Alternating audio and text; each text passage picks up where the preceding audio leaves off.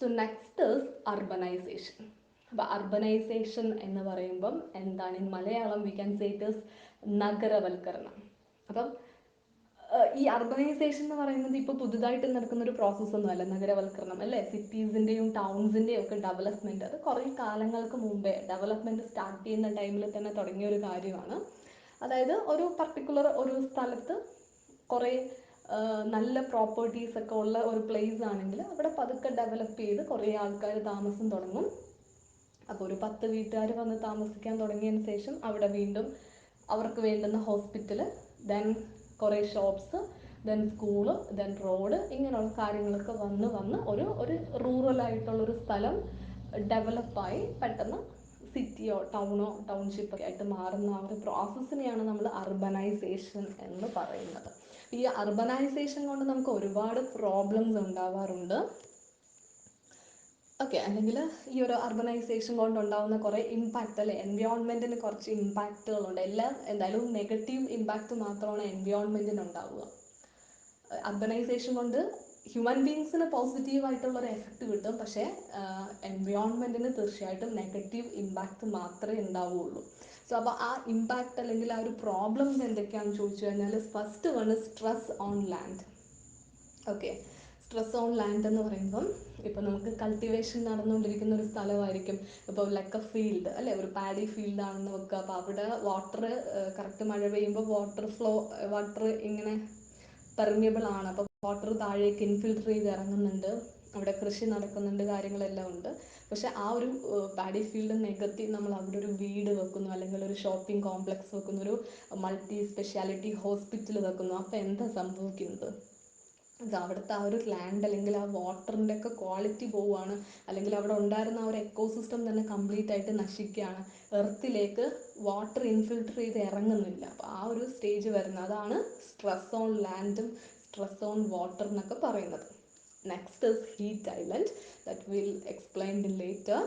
Then next is global warming, then climatic change, pollution. അപ്പോൾ pollution actually human ബീങ്സിൻ്റെ ഏത് development നടന്നു കഴിഞ്ഞാലും അതിൻ്റെ ഒരു സൈഡാണ് പൊല്യൂഷൻ, ഒരു സൈഡ് എഫക്റ്റ് ആണ് പൊല്യൂഷൻ എന്ന് പറയുന്നത്. ആക്ച്വലി പൊല്യൂഷൻ നമുക്ക് ഇല്ലാതാക്കാൻ കഴിയത്തില്ല ഒരിക്കലും. പൊല്യൂഷൻ വെച്ചാൽ പൊല്യൂഷൻ ഓൾറെഡി നടക്കും, അതെന്തായാലും നടക്കും, അത് നമുക്കൊരിക്കലും ഇല്ലാതാക്കാൻ പറ്റത്തില്ല, പക്ഷെ നമുക്കത് കൺട്രോൾ ചെയ്യാൻ പറ്റും. Okay, so next heat island. So ഈ ഹീറ്റ് ഐലൻഡ് എന്ന് പറയുന്ന ഒരു ടേം ഇമ്പോർട്ടൻ്റ് ആണ്.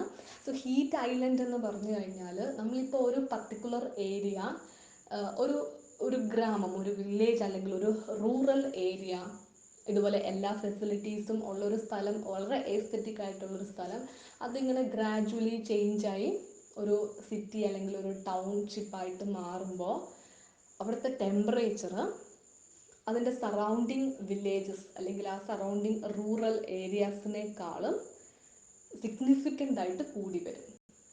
ഓക്കെ, ക്രമാതീതമായിട്ട് കൂടി വരും. അതാണ് ആ കൂടി വന്ന് ആ ഒരു ടെമ്പറേച്ചർ കൂടിയ ആ ഒരു പ്ലേസിനെയാണ് നമ്മൾ ഹീറ്റ് ഐലൻഡ് എന്ന് പറയുന്നത്.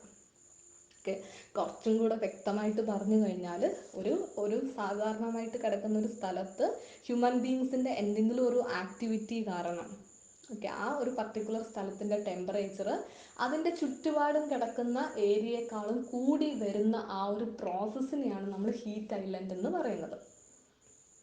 ക്ലിയർ ആണോ? അതായത് ഇപ്പോൾ ഒരു എക്സാമ്പിൾ പറഞ്ഞു കഴിഞ്ഞാൽ, നമുക്കിപ്പം നിങ്ങളുടെ കോളേജ് ഇരിക്കുന്ന ഒരു പ്ലേസ്, അല്ലെ, കിളിമാനൂർ. ആ കിളിമാനൂർ അടുത്തുള്ള കുറച്ച് പ്ലേസസ് നമ്മൾ നോക്കുക. അപ്പം ഇപ്പം കിളിമാനൂരിൻ്റെ തൊട്ടടുത്ത് ഇപ്പം പുളിമാത്ത്, പൊരുന്തമൺ, ഇങ്ങനെ കുറച്ച് സ്ഥലം നിങ്ങൾക്കുണ്ട്. അപ്പം അതിൽ ഇപ്പോൾ കിളിമാനൂർ നമ്മുടെ എന്തെങ്കിലും ഒരു ആക്ടിവിറ്റി, ഒരു കൺസ്ട്രക്ഷൻ ആക്ടിവിറ്റി നടക്കുന്നു, അവിടെ സ്കൂൾസ്, കോളേജ്, ഹോസ്പിറ്റൽസ്, അങ്ങനെ കുറേ ഡെവലപ്മെൻറ്റ് വന്നു. അപ്പോൾ ഈ ആക്ടിവിറ്റീസ്, ഹ്യൂമൻ ബീങ്സിൻ്റെ ഈ ഒരു കൺസ്ട്രക്ഷൻ ആക്ടിവിറ്റി കാരണം കിളിമാനൂർ എന്ന് പറഞ്ഞ ആ ഒരു പ്ലേസിലെ ടെമ്പറേച്ചർ റാപ്പിഡായിട്ട് ഇപ്പോൾ ഇൻക്രീസ് ചെയ്യുന്നു. ആ ചുറ്റുവട്ടത്തുള്ള ഇപ്പം അടുത്തുള്ള പൊരുന്തമണ്ണും ഈ പറഞ്ഞ തൊട്ട് അടുത്തുള്ള സ്ഥലങ്ങളെ കമ്പയർ ചെയ്ത് നോക്കുമ്പോഴത്തേനും ഈ ഒരു പർട്ടിക്കുലർ പ്ലേസിലെ മാത്രം ടെമ്പറേച്ചർ കൂടി നിൽക്കുന്നു. അപ്പം അതാണ് ഹീറ്റ് ഐലൻഡ് എന്ന് പറയുന്നത്. So next topic is global warming. ഈ ഗ്ലോബൽ വാർമിങ്ങും നിങ്ങൾ ഓൾറെഡി പഠിച്ച കാര്യമാണ്, നിങ്ങൾ കേൾക്കുന്ന കാര്യമാണ്, നിങ്ങൾക്ക് അറിയാം. ഓക്കെ, എന്താണ് global warming? So global warming എന്ന് പറയുമ്പോൾ the unusual rapid increase in Earth's average surface temperature due to the release of greenhouse gases. Okay, അതായത് ഗ്രീൻ ഹൗസ് ഗ്യാസസ് ഒരു ലിമിറ്റ് അപ്പുറം, ഓക്കെ, ഒരു ഓവറായിട്ട് ഗ്രീൻ ഹൗസ് ഗ്യാസസ് റിലീസ് ചെയ്യുന്നത് കാരണം എന്താ, എർത്തിൻ്റെ സർഫസിൻ്റെ ടെമ്പറേച്ചർ ഇൻക്രീസ് ചെയ്ത് പോകുന്ന, റാപ്പിഡായിട്ട് ഇൻക്രീസ് ചെയ്യുന്ന പ്രോസസ്സാണ് ഗ്ലോബൽ വാർമിംഗ് എന്ന് പറയുന്നത്. ആക്ച്വലി നമുക്ക് വാർമിംഗ് വേണം അല്ലേ, നമ്മുടെ ലൈഫ് ഇപ്പം എക്സിസ്റ്റ് ചെയ്യണമെന്നുണ്ടെങ്കിൽ പ്ലാന്റ്സ് ആണെങ്കിലും എല്ലാ ലിവിങ് ഓർഗാനിസംസ് ആണെങ്കിലും അവരുടെ ലൈഫ് മുന്നോട്ട് പോകണം എന്നുണ്ടെങ്കിൽ നമുക്കൊരു പർട്ടിക്കുലർ ടെമ്പറേച്ചർ വേണം ഇല്ലേ. ഇപ്പോൾ 0 ഡിഗ്രി അല്ലെങ്കിൽ -ഡിഗ്രി ഒക്കെ വന്നു കഴിഞ്ഞാൽ അതിശൈത്യമാണ്. അപ്പോൾ ആ ഒരു കോൾഡ് ക്ലൈമറ്റിൽ നമുക്ക് എക്സിസ്റ്റ് ചെയ്യാൻ പറ്റില്ല. സോ നമുക്ക് ഒരു പർട്ടിക്കുലർ വാർമിംഗ് നമുക്ക് വേണം, ഒരു ടെമ്പറേച്ചർ നമുക്ക് വേണം. പക്ഷേ അത് കൂടിക്കഴിഞ്ഞാൽ അതും നമുക്ക് ബുദ്ധിമുട്ടാണ് അല്ലേ. അപ്പോൾ ഗ്രീൻ ഹൗസ് ഗ്യാസസ് എന്ന് പറയുമ്പോഴത്തേനും mainly carbon dioxide, chlorofluorocarbons, carbon monoxide, ഇവരൊക്കെയാണ് ആ ഒരു ഗ്രീൻ ഹൗസ് ഗ്യാസസ് എന്ന് പറയുന്നത്. അപ്പോൾ ഈ ഒരു ഗ്രീൻ ഹൗസ് ഗ്യാസസിൻ്റെ എമൗണ്ട് കൂടുമ്പോഴത്തേനും അവരെന്താ, ഹീറ്റ് റിഫ്ലക്റ്റ് ചെയ്യുന്നതിന് പകരം, heat means sun rays, okay, സൂര്യൻ്റെ രശ്മികൾ സൺറൈസിനെ റിഫ്ലക്റ്റ് ചെയ്ത് വിടുന്നതിന് പകരം അതിനെ അബ്സോർബ് ചെയ്തെടുക്കും. അപ്പോൾ അബ്സോർബ് ചെയ്ത് വെക്കുന്നതിൻ്റെ ഫലമായിട്ട് നമ്മുടെ എർത്തിൻ്റെ സർഫസിൽ ടെമ്പറേച്ചർ കൂടി വരും. That is what called global warming. Okay, so next global വാർമിങ്ങിൻ്റെ കാരണങ്ങളാണ് ചോദിച്ചിരിക്കുന്ന കാരണങ്ങൾ. സോ അതെന്ന് പറയുമ്പോഴത്തേനും mainly we can say it is deforestation. അതായത് ഇപ്പോൾ കാർബൺ ഡൈ ഓക്സൈഡ് കൂടി വരുമ്പോഴത്തേനും നമ്മുടെ ട്രീസ് എന്താ ചെയ്യുന്നത്, കാർബൺ ഡൈ ഓക്സൈഡിനെ ഫോട്ടോസിന്തസിസിന് വേണ്ടിയിട്ട് ഇൻടേക്ക് ചെയ്തിട്ട് ഓക്സിജനെ പുറത്തേക്ക് കൊടുക്കുകയാണ് ചെയ്യുന്നത്. അപ്പോൾ ഈ ട്രീസിൻ്റെ എണ്ണം കുറഞ്ഞു കഴിഞ്ഞാൽ ഈ ഒരു കാർബൺ ഡൈ ഓക്സൈഡിനെ കൺവേർട്ട് ചെയ്യുന്ന പ്രോസസ്സും അതുപോലെ കുറയും. പിന്നെ ഈ ഒരു ഗ്രീൻ ഹൗസ് ഗ്യാസസിൻ്റെ എമൗണ്ട് അറ്റ്മോസ്ഫിയറിൽ കൂടുന്നതുമാണ് ഈ ഒരു ഗ്ലോബൽ വാർമിങ്ങിൻ്റെ മെയിൻ റീസൺസ്. അത് നിങ്ങൾക്ക് സെപ്പറേറ്റ് ചെയ്ത് എഴുതാൻ പറ്റും. അതായത് ഗ്രീൻ ഹൗസ് ഗ്യാസസിൻ്റെ എമൗണ്ട് കൂടുന്നു എന്ന് പറഞ്ഞേക്കുന്നതിനെ നിങ്ങൾക്ക് സെപ്പറേറ്റ് ചെയ്ത് എഴുതാം. അതായത് ഇപ്പം ഫോസിൽ ഫ്യൂവൽസിൻ്റെ burning, exhaust from motor vehicles, then നൈട്രജൻ്റെ കോമ്പൗണ്ട്, എയർ ജെറ്റിൽ നിന്ന് റിലീസ് ചെയ്യുന്ന നൈട്രജൻ കോമ്പൗണ്ട്സ്, ദെൻ ഇൻഡസ്ട്രീസിൽ നിന്ന് വരുന്ന എക്സോസ്റ്റ്. സോ നിങ്ങൾക്കത് ലിസ്റ്റ് ഔട്ട് ചെയ്ത് സെപ്പറേറ്റ് ചെയ്ത് നിങ്ങൾക്ക് പഠിക്കാവുന്നതാണ്. ഓക്കെ, സോ നെക്സ്റ്റ് ഈ ഒരു ഗ്ലോബൽ വാർമിംഗ് ഉണ്ടാകുന്നതിൻ്റെ ഒരു എഫക്റ്റ് അല്ലെങ്കിൽ ഇമ്പാക്റ്റ് ആണ്. സോ ആ ഇമ്പാക്റ്റ് എന്ന് പറയുമ്പം ക്ലൈമറ്റ് ചേഞ്ച് ആവുന്നതും, അതുപോലെ ചൂട് കൂടുന്നതനുസരിച്ച് നമ്മുടെ ഐസ് അല്ലെങ്കിൽ ഗ്ലേസിയേഴ്സ് ഒക്കെ മെൽറ്റ് ആവുന്നത്, സോ അതിനനുസരിച്ച് സീ ലെവൽ റൈസ് ആവുന്നത്. ഇതാണ് ഒരു major impact of global warming എന്ന് പറയുന്നത്. The next one is biomagnification. See, biomagnification is also termed as biological magnification. Okay, so ഇതിൻ്റെ മീനിങ് എന്ന് പറയുന്നത് അതായത് കെമിക്കൽ സബ്സ്റ്റൻസ് അല്ലെങ്കിൽ കണ്ടാമിനേറ്റഡ് സബ്സ്റ്റൻസസ് ഫുഡ് ചെയിൻ്റെ അകത്ത് ഇൻക്രീസ് ചെയ്ത് വരുന്നതാണ്. അതായത് ഇപ്പം ഫുഡ് ചെയിൻ നമ്മൾ പറഞ്ഞു, ആദ്യം പ്രൊഡ്യൂസേഴ്സ്, കൺസ്യൂമേഴ്സിൽ തന്നെ പ്രൈമറി, സെക്കൻഡറി, ടെറിഷറി, ഇങ്ങനെ ഓരോ ട്രോപ്പിക് ലെവൽസ് ഉണ്ടെന്ന് പറഞ്ഞു. അപ്പോൾ ഈ ഓരോ ട്രോപ്പിക് ലെവൽ കഴിയുന്തോറും ഈ കണ്ടാമിനേറ്റഡ് സബ്സ്റ്റൻസസിൻ്റെ എമൗണ്ട് കൂടി വരും. അങ്ങനെ അക്യുമുലേറ്റ് ചെയ്യുന്ന പ്രോസസ്സിനെയാണ് ബയോ മാഗ്നിഫിക്കേഷൻ എന്ന് പറയുന്നത്. ഞാനൊരു സിമ്പിൾ എക്സാമ്പിൾ പറയാം. ഇപ്പോൾ ഒരു പർട്ടിക്കുലർ പ്ലേസ്, ഒരു ഗ്രാസ് ലാൻഡ് അല്ലെങ്കിൽ എവിടെയെങ്കിലും ഒരു ഫോറസ്റ്റിൻ്റെ സൈഡിൽ എവിടെയെങ്കിലും നമ്മൾ കുറച്ച് ഫെർട്ടിലൈസർ അല്ലെങ്കിൽ പെസ്റ്റിസൈഡ്സ് എവിടെയെങ്കിലും കുറച്ച് വന്നു. അപ്പോൾ അവിടെ ഉള്ള റാബിറ്റ് വന്ന്, അപ്പോൾ നിങ്ങൾ ശ്രദ്ധിക്കുക, ഓരോ ഗ്രാസിലും നമ്മളൊരു 10 മില്ലിഗ്രാം വെച്ചിട്ട് ഓരോ ഗ്രാസിലും പെസ്റ്റിസൈഡ് കിട്ടി. ഓക്കെ, ഓരോ ഗ്രാസിലും 10 മില്ലിഗ്രാം പെസ്റ്റിസൈഡ്സ് വന്നു. അപ്പോൾ ഒരു റാബിറ്റ് വന്നു. അപ്പോൾ ഈ റാബിറ്റിന് ഒരു ഗ്രാസ് കഴിച്ചാൽ അതിന് വയറ് നിറയില്ല അല്ലേ, അതിന് ഇതാവില്ല, സാറ്റിസ്ഫൈഡ് ആവത്തില്ല. സോ ഈ ഒരു റാബിറ്റ് അവിടെ ചിലപ്പോൾ ഒരു 10 or 20 ഗ്രാസ് കഴിക്കും. അപ്പോൾ ഒരു ഗ്രാസിൽ 10 മില്ലിഗ്രാം ഓഫ് പെസ്റ്റിസൈഡ് ഉണ്ട്. അപ്പോൾ ഒരു റാബിറ്റ് വന്ന് 10 ഗ്രാസ് കഴിച്ചു കഴിഞ്ഞാൽ 10 into 10 അല്ലേ, 100 മില്ലിഗ്രാം ഓഫ് പെസ്റ്റിസൈഡ് ആ റാബിറ്റിൻ്റെ ടിഷ്യൂസ് അതിൻ്റെ ഇൻടേക്കായി അല്ലേ, അതിൻ്റെ ഉള്ളിലേക്ക് പോയി. അപ്പോൾ ഒരു ഫോക്സ് വന്നു. അപ്പോൾ ഈ ഫോക്സിന് ഒരിക്കലും ഒരു റാബിറ്റിനെ കൊണ്ട് സാറ്റിസ്ഫൈഡ് ആവത്തില്ല. അപ്പോൾ ഒരു ഫോക്സ് വന്നിട്ട് ഒരു 2 റാബിറ്റിനെ കഴിച്ചു. അപ്പോൾ ഒരു റാബിറ്റിൻ്റെ ഉള്ളിൽ 100 മില്ലിഗ്രാം പെസ്റ്റിസൈഡ് ഉണ്ട്, മറ്റേ റാബിറ്റിൻ്റെ ഉള്ളിൽ അടുത്ത 100 മില്ലിഗ്രാം ഉണ്ട്. അപ്പോൾ ഈ 2 റാബിറ്റിനെ കഴിക്കുമ്പോൾ ഫോക്സിൻ്റെ ഉള്ളിലേക്ക് 200 മില്ലിഗ്രാം കയറി. അപ്പോൾ ഒരു ലയൺ വന്നു. ലയൺ ചിലപ്പം ഒരു ദിവസം രാവിലെയും വൈകിട്ട് 2 സമയത്തായിട്ട് 2 ഫോക്സിനെ കഴിച്ചു. അപ്പോൾ അത്രയും വീണ്ടും ലയണിൻ്റെ ടിഷ്യൂസിലേക്ക് വീണ്ടും അത് കൂടി വന്നു. സോ ഇതാണ് ബയോ മാഗ്നിഫിക്കേഷൻ എന്ന് പറയുന്നത്.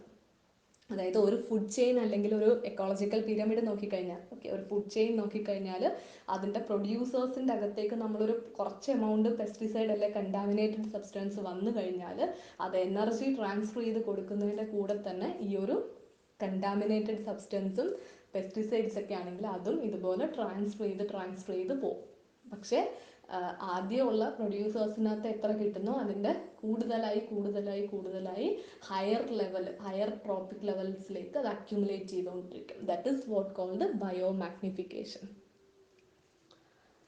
So next is causes of biomagnification. Causes of biomagnification എന്ന് പറയുമ്പോൾ എന്താ, ബയോമാഗ്നിഫിക്കേഷൻ്റെ കാരണങ്ങളാണ്. സോ അതിൻ്റെ മേജർ റീസൺ ഈ പറഞ്ഞ ടോക്സിക് കെമിക്കൽസും pesticides, fungicides, fertilisers, then pharmaceutical waste, അതായത് മെഡിസിൻ ടാബ്ലറ്റ്സ് ഒക്കെ ഉണ്ടാക്കുന്ന സ്ഥലത്ത് നിന്ന് വരുന്ന വേസ്റ്റ്, പിന്നെ ഇൻഡസ്ട്രിയൽ വേസ്റ്റ്, മൈനിങ് വേസ്റ്റ്, ഇതൊക്കെ നമ്മൾ എൻവയോൺമെൻറ്റിലേക്ക് റിലീസ് ചെയ്യുന്നതാണ് ബയോമാഗ്നിഫിക്കേഷൻ്റെ കോസ്. ദെൻ എഫക്റ്റ് എന്താണെന്ന് ചോദിച്ചു കഴിഞ്ഞാൽ ശരിക്കും adverse effect on human health ആണ്. നമ്മൾ ഫിഷസിനെയൊക്കെ നമ്മളും കഴിക്കുന്നതാണ്. സോ ഹ്യൂമൻ ഹെൽത്ത്, അതുപോലെ നമ്മൾ ഡയറക്റ്റായിട്ട് പ്ലാന്റ്സിനെ കൺസ്യൂം ചെയ്യുന്നുണ്ട്. So adverse effect on human health. Then അതുപോലെ ചില കെമിക്കൽസ്, ഈ ഫാർമസ്യൂട്ടിക്കൽ വേസ്റ്റും അതുപോലെ ചില പെസ്റ്റിസൈഡ്സ് ഒക്കെ നമ്മളെ ഉള്ളിലേക്ക് പോയി കഴിഞ്ഞാൽ റീപ്രൊഡക്ഷനെ അഡ്വേഴ്സ് ആയിട്ട് അഫക്റ്റ് ചെയ്യും. അതുപോലെ മറൈൻ ക്രിയേച്ചേഴ്സിനെ അത് അഡ്വേഴ്സ് ആയിട്ട് അഫക്റ്റ് ചെയ്യും. ദെൻ കോറൽ റീഫ് ഡിസ്ട്രക്ട് ചെയ്യും. Then food chain disruption. ഇതൊക്കെയാണ് അതിൻ്റെ ഒരു എഫക്റ്റ് എന്ന് പറയുന്നത്. നെഗറ്റീവ് ഇമ്പാക്റ്റ് ആണ് അതിന് എൻവയോൺമെൻറ്റിലും അതുപോലെ ഹ്യൂമൻ ബീങ്സിലായാലും ഉള്ളത്. സോ നെക്സ്റ്റ് ഇത്രയും ആ ഒരു ബയോമാഗ്നിഫിക്കേഷൻ എന്ന് പറഞ്ഞൊരു ടോപ്പിക് കൂടെ കൊണ്ട് നിങ്ങളുടെ സെക്കൻഡ് മൊഡ്യൂൾ കംപ്ലീറ്റ് ആവുകയാണ്. നിങ്ങൾ സിലബസ് എടുത്ത് ചെക്ക് ചെയ്ത് നോക്കുക. സിലബസിൽ പറയുന്ന ഓൾമോസ്റ്റ് എല്ലാ കാര്യങ്ങളും നമ്മൾ ഈ ഒരു 3 ക്ലാസ് കൊണ്ട് ഡിസ്കസ് ചെയ്ത് കഴിഞ്ഞു. സോ അപ്പോൾ ഒന്ന് ചെക്ക് ചെയ്യുക, സിലബസ് നോക്കുക, നിങ്ങളുടെ ഈ 3 വീഡിയോയും ശ്രദ്ധിച്ചിരുന്ന് കേൾക്കുക, ദെൻ നോട്ട്സ് പ്രിപ്പയർ ചെയ്യുക. സോ അതിനുശേഷം നമുക്ക് നിങ്ങളിതിൽ നിന്ന് എത്രത്തോളം നിങ്ങളുടെ മൈൻഡിലേക്ക്, അല്ലെങ്കിൽ നിങ്ങൾ എത്രത്തോളം ഇതിൽ നിന്ന് പഠിച്ചു എന്നുള്ളതൊന്ന് നിങ്ങൾക്ക് തന്നെ ഒരു സെൽഫ് അസസ്മെൻറ്റിന് വേണ്ടിയിട്ട് ഞാനിവിടെ കുറച്ച് ക്വസ്റ്റ്യൻസ് അസൈൻമെൻറ്റ് കൊടുത്തിട്ടുണ്ട്. ദാറ്റ് ഈസ് നിങ്ങളുടെ അസൈൻമെൻറ്റ് 2. ഓക്കെ, ഈ അസൈൻമെൻറ്റ് 2 ഇപ്പം നമുക്ക് റെഗുലറായിട്ട് ക്ലാസ് തുടങ്ങുന്ന സമയത്ത് സോ ഈ അസൈൻമെൻറ്റിൻ്റെ ഒരു വെരിഫിക്കേഷൻ എന്തായാലും ഉണ്ടാവും. സോ അസൈൻമെൻറ്റ് 2, അപ്പോൾ ഈ ക്വസ്റ്റ്യൻസ് ഞാൻ എടുത്തേക്കുന്നത് നിങ്ങളുടെ പ്രീവിയസ് ക്വസ്റ്റ്യൻ പേപ്പറിൽ നിന്നാണ്. അതായത് ഒരു 5 സെറ്റ് യൂണിവേഴ്സിറ്റി ക്വസ്റ്റ്യൻ പേപ്പറിൽ നിന്ന് നിങ്ങളുടെ part A, part B and part സിയിൽ തന്നെ യൂണിറ്റ് 2 ഇത്രയും അതിൽ നിന്ന് സോർട്ട് ചെയ്തെടുത്ത ക്വസ്റ്റ്യൻസ് ആണ്. സോ ജസ്റ്റ് ഒന്ന് ചെക്ക് ചെയ്ത് നോക്കുക, ഞാൻ വായിക്കാം, നിങ്ങൾക്ക് എത്ര പേർക്ക് അത് ആൻസർ ചെയ്യാൻ പറ്റുന്നുണ്ടോ എന്ന് നോക്കുക. So first is define ecology. Okay, ecology എന്താണ്? It's a branch of science which deals with the study of ecosystem. Okay, so അതുപോലെ തന്നെ ഡ്രോ എ ഫുഡ് ചെയിൻ, ഏതെങ്കിലും നിങ്ങൾക്ക് ഇഷ്ടമുള്ള ഏതെങ്കിലും ഒരു ഫുഡ് ചെയിൻ വരയ്ക്കുക. Then what you mean by biomes, biomes എന്താണെന്ന് ഡിഫൈൻ ചെയ്യുക. ദെൻ അതിൻ്റെ എക്സാമ്പിൾസ് എഴുതുക. Then write a note on producers, consumers and decomposers. അപ്പോൾ ഓരോന്നും എന്താണെന്ന് ഡിഫൈൻ ചെയ്യുക, ദെൻ എക്സാമ്പിൾസും കൂടെ എഴുതുക. Then draw a food web, ഒരു ഫുഡ് വെബ് വരയ്ക്കുക. Next is characteristics of forest ecosystem, അതായത് ഫീച്ചേഴ്സ് ഓഫ് ഫോറസ്റ്റ് എക്കോസിസ്റ്റം ആണ്. അതിനൊരു ടേബിൾ ഉണ്ട്. സോ ആ ടേബിൾ വൃത്തിയായിട്ട് വരച്ച് എഴുതി വെക്കുക. Then effect of urbanization. So ഈ എഫക്ട്സ് ഓഫ് അർബനൈസേഷൻ ചോദിച്ചാലും നിങ്ങൾ ഫസ്റ്റ് അർബനൈസേഷൻ എന്താണെന്ന് ചെറിയൊരു ഡെഫിനിഷൻ എഴുതുക. അതിനുശേഷം എഫക്റ്റ് ഓഫ് അർബനൈസേഷൻ എഴുതി വെക്കുക. Then types of ecosystem. Types of ecosystem എന്ന് പറഞ്ഞു കഴിഞ്ഞാൽ നിങ്ങൾ മാർക്ക് നോക്കുക. ഇപ്പം 9 മാർക്കിൻ്റെയൊക്കെ ഒരു വലിയ എസ്സേ ആണ് എഴുതാൻ പറയുന്നതെങ്കിൽ തീർച്ചയായിട്ടും നിങ്ങൾ എക്കോസിസ്റ്റത്തിൻ്റെ general classification, natural ecosystem, artificial ecosystem, അതിൽ നാച്ചുറലിൽ തന്നെ ടെറസ്ട്രിയൽ ഉണ്ട്, അക്വാട്ടിക് ഉണ്ട്, ടെറസ്ട്രിയലിൽ തന്നെ desert, grassland, forest ecosystem, then aquatic വരുമ്പോഴത്തേനും മറൈൻ, ഫ്രഷ് വാട്ടർ. ആ ഒരു ക്ലാസിഫിക്കേഷൻ ഡീറ്റെയിൽ ആയിട്ട് എഴുതുക. Then define ecosystem. എന്താണെന്ന് 2 മാർക്കിൻ്റെ ക്വസ്റ്റ്യൻ ആയിരിക്കും. Define ecosystem. Then what is an estuary, അതും 2 മാർക്ക് ക്വസ്റ്റ്യൻ ആണ്. Then describe the concept of food web, അതായത് ഫുഡ് ചെയിൻ്റെ കോമ്പിനേഷൻ, കുറേ ഫുഡ് ചെയിൻസ് എല്ലാം കൂടെ ഇന്റർ കണക്ട് ചെയ്യുന്നതാണ് food web. Then general features of a desert, അല്ലേ, ജനറൽ ഫീച്ചേഴ്സ് അല്ലെങ്കിൽ ജനറൽ ക്യാരക്ടറിസ്റ്റിക്സ് ആണ് അത് തന്നിട്ടുണ്ട്. Then various type of food chain, detritus food ചെയിനും ഗ്രേസിംഗ് ഫുഡ് ചെയിനുമാണ് എക്സാമ്പിൾസ് വെച്ച് നിങ്ങൾ എഴുതി പോവുക. Then components of an ecosystem, അതായത് ബയോട്ടിക് ഫാക്ടേഴ്സും എബയോട്ടിക് ഫാക്ടേഴ്സുമാണ്. സോ അതിനും ഒരു പിക്ടോറിയൽ റെപ്രസെൻറ്റേഷൻ തന്നിട്ടുണ്ട്, അത് വരച്ചിട്ട് എക്സ്പ്ലെയിൻ ചെയ്യാം. Then next enumerate the characteristics of pond and lake, അതും സിമ്പിളാണ് അല്ലേ. പോണ്ട്, ലേക്ക് എന്താണെന്ന് എഴുതുക. ദെൻ അതിൻ്റെ അകത്തുള്ള പ്രൊഡ്യൂസേഴ്സ്, കൺസ്യൂമേഴ്സ്, ഡീകമ്പോസേഴ്സ് എന്താണ്, അതിൻ്റെ അകത്ത് നടക്കുന്ന ആ ഒരു പ്രോസസ്സ് നിങ്ങളൊരു ഫ്ലോ ചാർട്ട് വരച്ച് എഴുതി വെക്കുക. Then what is an ecological pyramid, അപ്പോൾ അത് ചോദിക്കുമ്പോൾ എക്കോളജിക്കൽ പിരമിഡ് എന്താണെന്നും അതിൻ്റെ 3 ടൈപ്പ് ഏതൊക്കെയാണെന്ന് വെച്ചാൽ അതും കൂടി ഒന്ന് ലിസ്റ്റ് ഔട്ട് ചെയ്ത് എഴുതിയേക്കുക. Then next is describe ecological succession. So ecological succession എന്താണെന്ന് എഴുതുക. പ്രൈമറി എക്കോളജിക്കൽ സക്സഷനും ഉണ്ട്, സെക്കൻഡറി സക്സഷനും ഉണ്ട്. അത് ജസ്റ്റ് എഴുതിയിട്ട് രണ്ടിനും ഓരോ എക്സാമ്പിൾസ് വേണമെങ്കിൽ എഴുതി ചേർക്കാം. Next is explain consumers based on their mode of consumption. കഴിക്കുന്നതിൻ്റെ ബേസിൽ, കൺസ്യൂം ചെയ്യുന്നതിൻ്റെ ബേസിസിൽ കൺസ്യൂമേഴ്സിനെ ക്ലാസിഫൈ ചെയ്യുക അല്ലേ. Primary consumers, secondary and tertiary, quaternary. അതായത് പ്ലാന്റ്സിനെ ഡയറക്റ്റ് കൺസ്യൂം ചെയ്ത് കഴിഞ്ഞാൽ അവർ പ്രൈമറി കൺസ്യൂമേഴ്സ് അല്ലെ ഹെർബിവോസ്. പിന്നെ ആ കാറ്റഗറിയിൽ തന്നെ നമുക്ക് ഓംനിവേഴ്സിനെയും കൂടെ അതിലേക്ക് ഇൻക്ലൂഡ് ചെയ്യാൻ പറ്റും. Then explain the features of grassland ecosystem, അതും ഓൾറെഡി നോൺ ആണ്, features of grassland ecosystem. Then describe biomagnification, biomagnification എന്താണെന്ന് എഴുതുക. Then importance of biodiversity conservation. So അത് എഴുതുമ്പോഴത്തേനും ബയോഡൈവേഴ്സിറ്റി എന്താണ്, സോ നമ്മൾ എന്തിനു വേണ്ടി ബയോഡൈവേഴ്സിറ്റി കൺസർവ് ചെയ്യുന്നു, അല്ലെങ്കിൽ അത് കൺസർവ് ചെയ്യാതിരുന്നാൽ നമുക്ക് എന്ത് പറ്റും, ഇതെല്ലാം കൂടെ ചേർത്തിട്ട് അതൊരു essay ആയിട്ട് എഴുതുക. പോയിന്റ് ഔട്ട് ചെയ്ത് എഴുതുക, ഇല്ലെങ്കിൽ essay ആയിട്ട് എഴുതുക. Importance of biodiversity conservation. The next is effect of urbanisation on environment. എൻവയോൺമെൻറ്റിൽ ഉണ്ടാകുന്ന ആ ഒരു നെഗറ്റീവ് ഇമ്പാക്റ്റ് ആണ് ചോദിച്ചേക്കുന്നത്. ആ നെഗറ്റീവ് ഇമ്പാക്റ്റിലേക്ക് വരുന്നതാണ് global warming, air pollution, water pollution, stress on land. ഇതെല്ലാം ഈ ഒരു അർബനൈസേഷൻ്റെ നെഗറ്റീവ് ഇമ്പാക്റ്റ് ഓൺ എൻവയോൺമെൻറ്റ് ആണ്. Then next is impact of biomagnification. Okay, so അപ്പോൾ ഇത്രയുമാണ് നിങ്ങളുടെ അസൈൻമെൻറ്റ് ക്വസ്റ്റ്യൻസ്. ഇത്രയും ക്വസ്റ്റ്യൻസ് നിങ്ങൾക്ക് ആൻസർ ചെയ്യാൻ പറ്റുന്നുണ്ടോ എന്ന് ശ്രമിച്ചു നോക്കുക. Okay, thank U.